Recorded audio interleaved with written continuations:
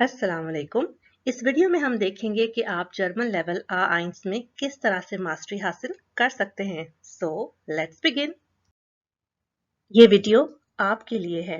अगर आप A1 करना चाह रहे हैं या अभी कर रहे हैं तो आपको पता है इसको करने के लिए आपको बहुत सा टाइम चाहिए होता है, बहुत पैसे भी लगेंगे। आपके हाथ में कोर्स करने के बाद एक सर्टिफिकेट भी आएगा। तो क्यों ना इस सारे प्रोसेस को फन बनाया जाए और आप इतनी अपनी 100% एफर्ट दें कि by the end of the day आप A1 के मास्टर बन जाएं। और अगर आप जल्दी ही A1 का एग्जाम देने वाले हैं या फिर अपनी जर्मन बेसिक्स चेक करना चाहते हैं तो भी ये वीडियो आपकी हेल्प कर सकती है। वैसे तो जर्मन लैंग्वेज इजी है, लेकिन हम इसको जल्दी ही भूल जाते हैं अगर कॉन्स्टेंटली इन टच ना रहें, क्योंकि ये एक फॉरेन लैंग्वेज है। अब हम मास्टरिंग A1 के लिए कुछ एलिमेंट्स देख लेते हैं और इन एलिमेंट्स को आने वाली स्लाइड्स में डिटेल के साथ डिस्कस किया जाएगा।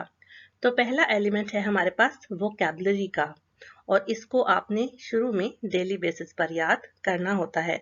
अगर आप फर्स्ट डे से ही स्टार्ट नहीं करें तो फिर बहुत देर हो जाती है। सेकंड एलिमेंट है कि हमने ट्रांजिशन करनी होती है वर्ड्स से सेंटेंसेस की तरफ, और इसी में आ जाते हैं बेसिक फ्रेजेस भी। जब आप वर्ड्स याद कर लेते हैं उसके बाद आपने फ्रेजेस और सेंटेंसेस बनाने सीखने होते हैं, और साथ साथ आपकी चलती है लिसनिंग और टास्क उससे रिलेटेड जो आप क्लास में सॉल्व करते हैं, या अगर आप खुद से लर्निंग करते हैं तो आपको ये चीज़ें खुद से घर बैठकर सीखनी होती हैं। और यहाँ पर बताती चलूँ कि लिसनिंग और उससे रिलेटेड टास्क सॉल्विंग काफ़ी डिफिकल्ट पार्ट होता है लैंग्वेज लर्निंग प्रोसेस का। जब आप इन सब स्टेप्स से गुजर जाते हैं तो फिर आपको तरीका आ जाता है फुल सेंटेंसेस बनाकर एक लेटर लिखने का, और इन सभी स्टेप्स के साथ साथ आप स्पीकिंग की भी प्रैक्टिस कर रहे होते हैं, और by the end of the course आपको बेसिक क्वेश्चंस और आंसर्स फॉर्मुलेट करना आ जाते हैं। अब हम मास्टरिंग A1 का पहला एलिमेंट देख लेते हैं जो कि वोकैबुलरी का था। और आपको पता है कि जब हम फॉरेन लैंग्वेज लर्निंग स्टार्ट करते हैं तो उसका major portion nouns, verbs, adjectives और एडवर्ब्स होते हैं, और इन्हीं तीनों कैटेगरीज पे आपने फोकस करके लैंग्वेज लर्निंग का प्रोसेस स्टार्ट करना होता है। यहाँ मैंने इन तीनों कैटेगरीज की बेसिक वर्ड्स लिख दिए हैं, जैसे कि der Name, die Stadt, die Straße, das Hotel। और वर्ब्स आप जब याद करना शुरू करते हैं तो वो भी बिल्कुल बेसिक होते हैं, lernen, heißen, arbeiten, studieren।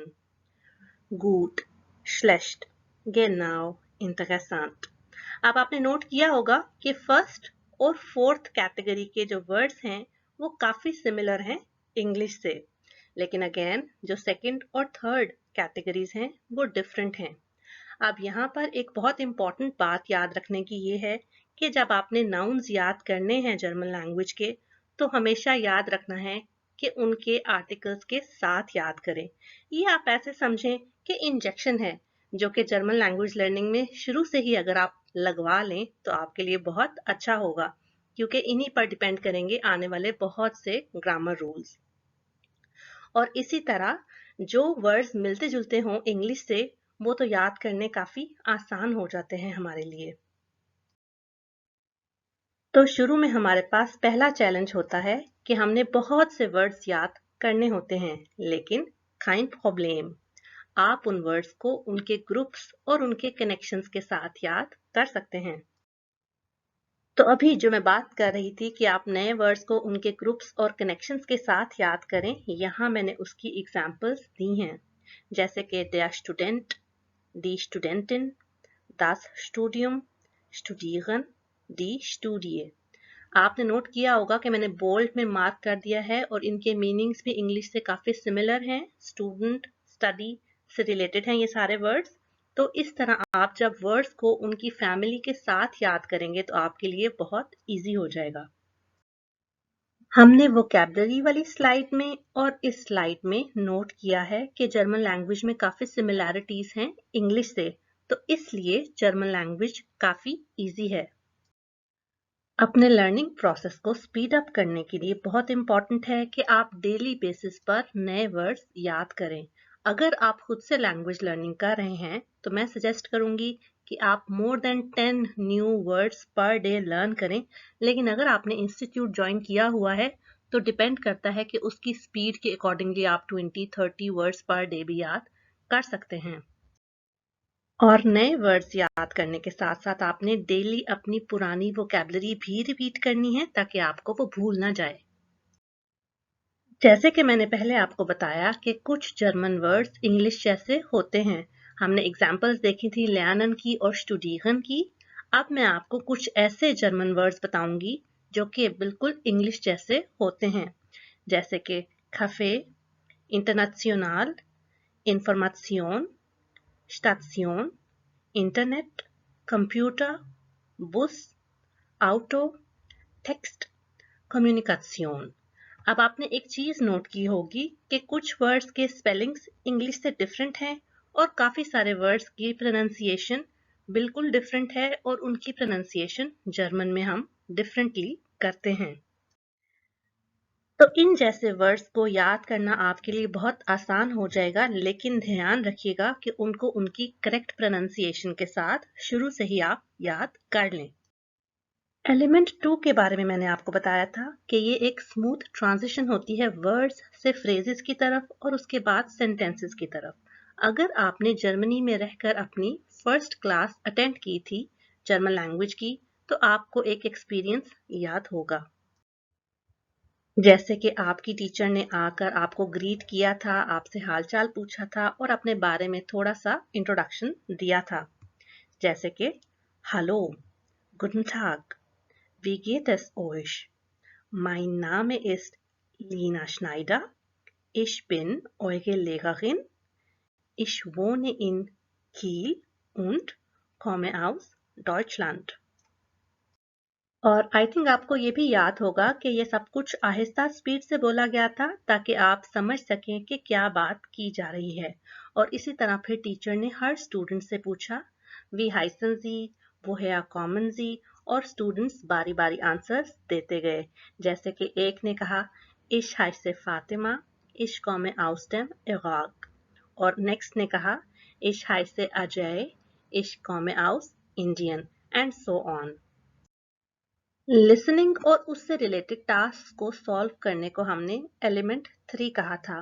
और अगर आपको याद हो तो आप जब A1 का कोर्स स्टार्ट किया था तो आपको ऑडियो सुनाई जाती थी इंडिविजुअल वर्ड्स की और आपको कहा जाता था कि जैसे जैसे स्पीकर में कोई वर्ड बोला जाएगा उसके पीछे पीछे आपने उसको वैसे ही प्रोनाउंस करके बोलना है।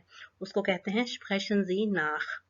और इसी तरह फिर आहिस्ता आहिस्ता आपको स्मॉल टॉक और लिटिल कन्वर्सेशंस सुनाई जाती थी ताकि आपकी हörverstehen इम्प्रूव हो जाए। आप रेगुलरली A1 की क्लासेस अटेंड करते रहे और उसके बाद जब कुछ ही दिन रह जाएंगे कोर्स कंप्लीशन में तो आपसे फिर मॉडल टेस्ट सॉल्विंग करवाई जाती है ताकि आपकी प्रोग्रेस मॉनिटर की जा सके। इन मॉडल टेस्ट में आपके जितने मार्क्स आते हैं उन्हीं पर डिपेंड करता है कि रफली आपके फाइनल एग्जाम में कितने मार्क्स आएंगे। तो अगर आप अपने मार्क्स के साथ सेटिस्फाइड नहीं हैं, आप बिल्कुल मुश्किल से ही पास कर रहे हैं, तो मैं सजेस्ट करूंगी कि आप एग्जाम में ना बैठें।